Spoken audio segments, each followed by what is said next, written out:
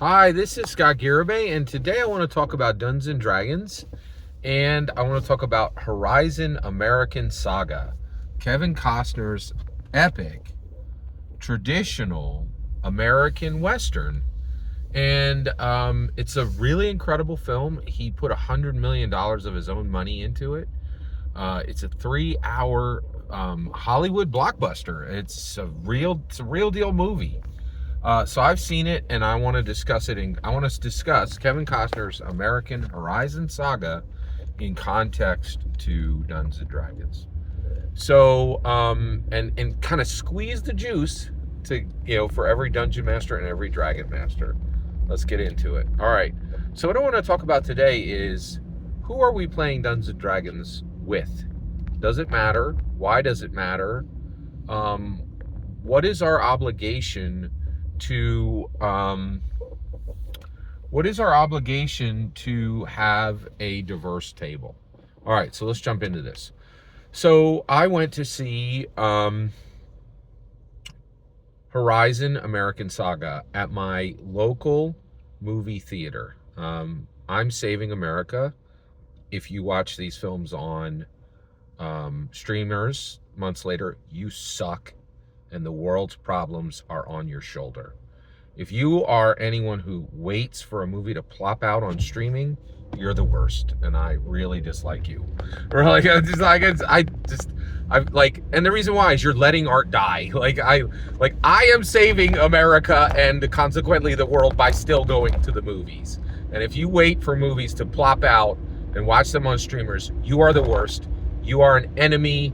You are an oppressor of every artist in America, and you are the absolute worst of humans, with a few exceptions, in my opinion. So I'm doing the work to save America by going to the movies. I am a hero, right? Celebrate me as such, right? And you're not there. Actually, yeah, you're not there, right? So one, there is an exception. Actually, no, there were a couple seats left, so I can say you're not there. Okay, so let's talk about what happened when I walked into the theater. So one, it dropped on Thursday night. I had a very busy week, and I couldn't go see it on opening night. I usually am there on opening night, but I went to see it on Sunday afternoon. I went to see it at 3:30 p.m. on Sunday afternoon, and I could not see it on IMAX because it really wasn't showing on IMAX in my area. So I saw it on a very large screen, but not an IMAX screen, of the biggest screen in the theater, and it was packed. There were, I would say, there were probably 200 seats in the theater, and I think like 8 were empty, right? Now, I think that's probably because people maybe canceled their tickets, so I think this was functionally and technically sold out, okay? All right, so sold out film, all right.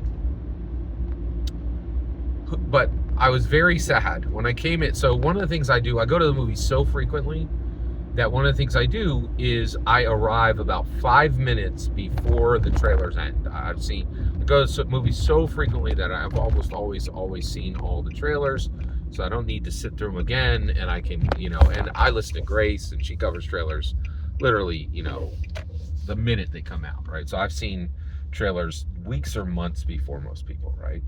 So I don't need to sit around and wait for trailers. So I come in 5 minutes before the trailers end, and so I walk in, and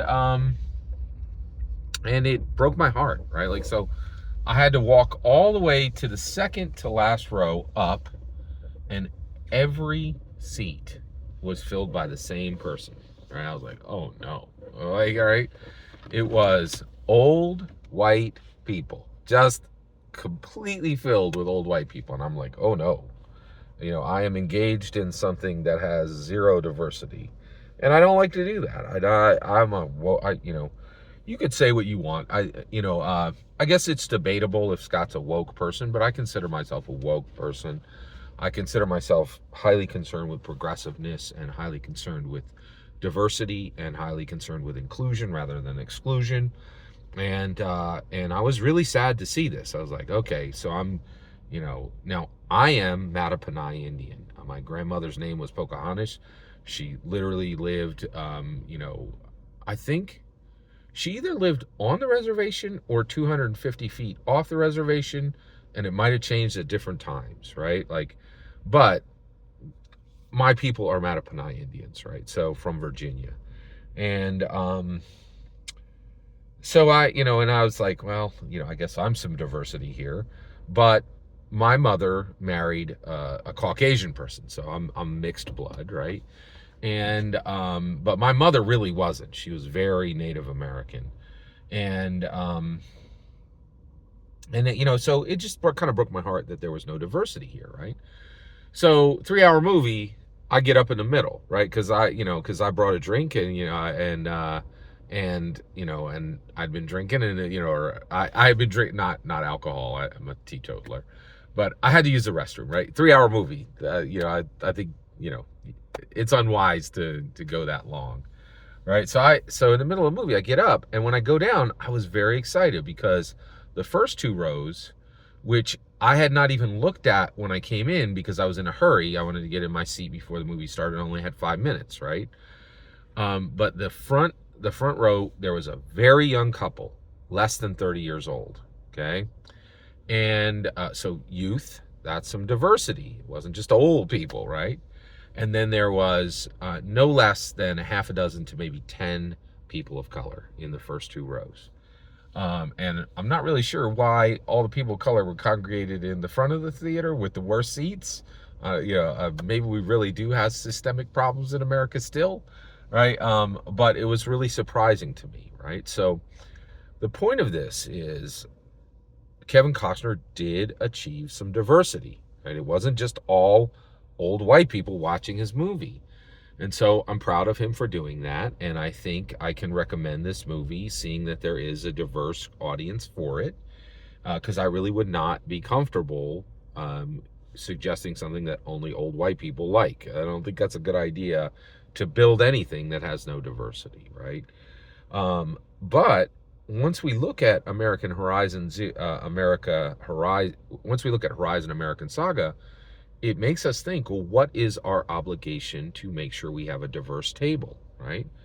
It's significant. I think if you have just white guys at your table, if you just have just old people at your table, if one attribute describes everyone at your table, you're failing. You're failing at Dungeons and Dragons. And this happens because a lot of people only play Dungeons and Dragons with their friends.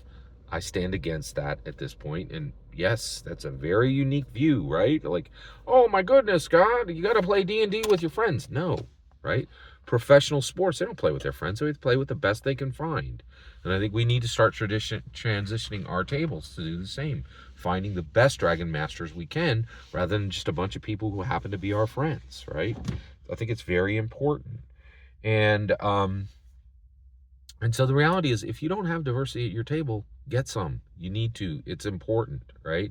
And if you have all white guys at your table, all white women at your table, all young people at your table, all old people at your table, change it up. Break stuff, right? Like, move fast and break things. Like, if you don't have diversity, you're doing it wrong. And it's time. I'm here to tell you, get in there. Now, hey, Scott, I tried and I failed. That's okay. That's okay. It's totally okay to fail. If you have all white people at your table, if you have all old people at your table, if you have all people of color at your table, right? And that is the case because you tried and failed to fix it, you're okay. You get a pass, right? And I'm going to give you that pass for a year, right? And the reason why is if you take steps to fix a problem and you don't fix it, you get the points. That's okay. If you're at a table that has no diversity because you tried to fix it and you failed, that's totally okay. We should celebrate failure, and I celebrate you for failing to make diversity happen at your table. Take a rest. It's a hard world. I know you're doing your best. Don't feel pressure for another year. At another year, try again, right? So that's how we do it. We should be very concerned about diversity at our tables. And if you don't have diversity at your tables, if you have all people of color at your table, if you have all LGBTQ people at your table, if you have all white people at your table, if you have all young people at your table, if you have all old people at your table, you're doing it wrong. You need diversity, right? And, if you have an LGBTQ table, go get some straight people. If you have all straight people, go get some LGBTQ. If you have all people of color, go get some, some white people, right? Like, mix it up. Let's get some diversity in every direction, in my humble opinion. Every single word you just heard is my humble opinion. Absolutely nothing more. Absolutely nothing less. What's important is when I get to your humble opinion when you get in the comments and send your traffic. Please consider liking, subscribing, and have a fetch millennium.